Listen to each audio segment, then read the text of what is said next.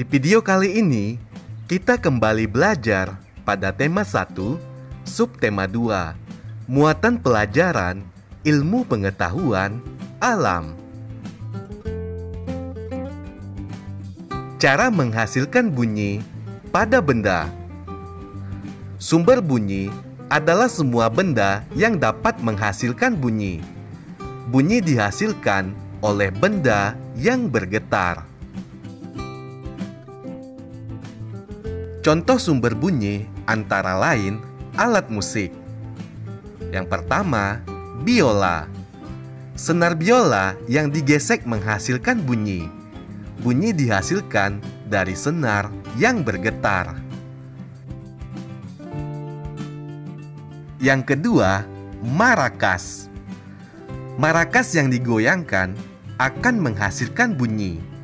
Butiran dalam marakas saling bertumbukan sehingga menghasilkan bunyi. Yang ketiga, gendang. Saat dipukul, kulit gendang akan bergetar dan menghasilkan bunyi. Pendengaran manusia. Telinga merupakan salah satu panca indera. Fungsi telinga yaitu sebagai alat pendengaran dan alat keseimbangan tubuh. Telinga terbagi menjadi 3 bagian, yaitu telinga luar, telinga tengah, dan telinga dalam.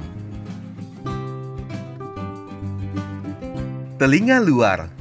Telinga luar terdiri dari daun telinga, lubang telinga, dan liang telinga atau saluran pendengaran. Daun telinga tersusun dari tulang rawan. Daun telinga berfungsi menangkap getaran bunyi. Berikutnya, lubang telinga. Lubang telinga terletak di pangkal daun telinga. Lubang telinga berfungsi sebagai tempat masuknya bunyi ke dalam telinga. Selanjutnya, liang telinga berfungsi meneruskan bunyi ke telinga tengah. Pada liang telinga terdapat rambut halus yang berfungsi menghalangi debu dan air yang masuk ke telinga. Telinga tengah terdiri dari gendang telinga dan tulang pendengaran.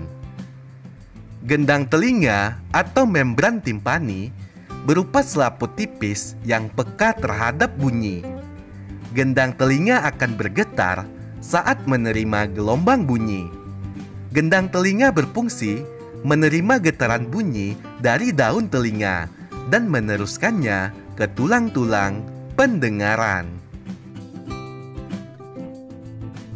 Tulang pendengaran terdiri dari tulang martil, tulang landasan, dan tulang sanggurdi. Tulang pendengaran berfungsi meneruskan getaran bunyi ke koklea. Telinga dalam. Yang pertama, saluran setengah lingkaran. Berfungsi membantu mempertahankan keseimbangan tubuh. Yang kedua, saluran eustasius. Berfungsi menghubungkan ruang telinga tengah dan faring. Faring adalah bagian yang menghubungkan mulut dengan kerongkongan. Yang ketiga, koklea. Berfungsi menerima dan meneruskan getaran bunyi ke syaraf pendengaran. Yang keempat, saraf pendengaran. Berfungsi meneruskan bunyi ke otak. Ayo perhatikan gambar bagian-bagian telinga berikut ini.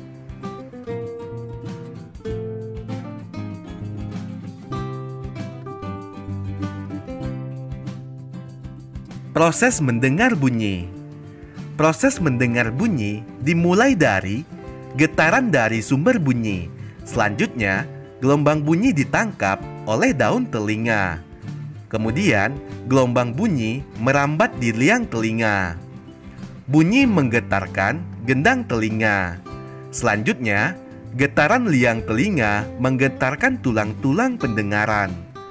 Selanjutnya, Koklea menangkap getaran dari tulang-tulang pendengaran dan mengirimnya ke saraf pendengaran. Dan yang terakhir, saraf pendengaran mengirimkan rangsangan bunyi ke otak. Otak menerjemahkan bunyi yang didengar. Kepekaan telinga sebagai indera pendengar. Telinga manusia dapat mendengar bunyi dengan frekuensi 20 sampai dengan 20.000 Hz. Ada orang yang dapat mendengar bunyi lemah atau pelan, dan ada orang yang dapat mendengar bunyi kuat atau keras. Indera pendengar yang baik dapat mendengar dengan jelas asal sumber bunyi dan tinggi rendah bunyi. Memelihara kesehatan telinga. Telinga perlu dirawat kebersihannya agar tetap sehat. Berikut adalah cara-cara merawat telinga. Bersihkan telinga bagian luar secara teratur menggunakan kapas yang bersih. Jangan mengorek-ngorek telinga karena dapat mendorong kotoran lebih dalam dan kotoran akan semakin menumpuk. Kotoran yang menumpuk dapat mengganggu pendengaran, mengakibatkan robeknya selaput gendang telinga. Jika kotoran telinga banyak, pergilah ke dokter THT atau dokter telinga, hidung, dan tenggorokan. Tujuannya untuk dibersihkan.